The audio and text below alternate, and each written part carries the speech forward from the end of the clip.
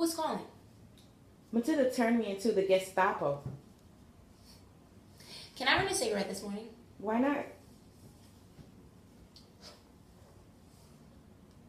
Was it Mr. Goodman? Who? The call this morning. Was it Mr. Goodman? Yes. I figured it would be.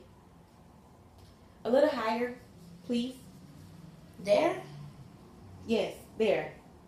Why did you figure it was Mr. Goodman? Well, he called me out of sewing class yesterday. I remember because my blouse was unbuttoned. He wanted to know why Tilly was out of school so much. Lower. A little lower.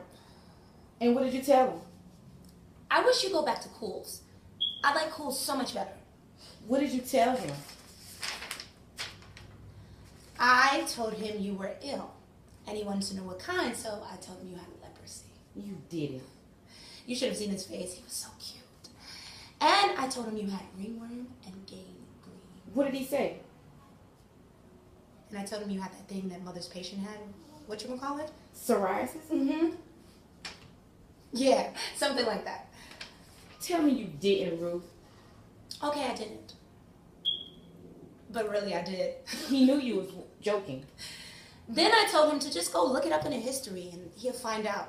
Whenever they go and look it up in a history, they don't bother me anymore because they think I'm crazy. Ruth. And I told him you had a disease, and you had it, and it was fatal, and there was no hope for you.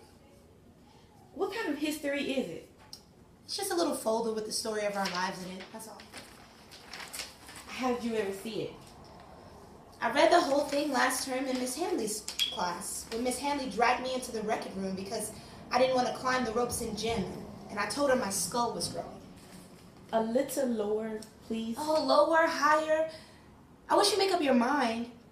If you switch back to Cool, it might be so much better. These are awful. You know, I really did think my skull was growing. Either that or a tumor.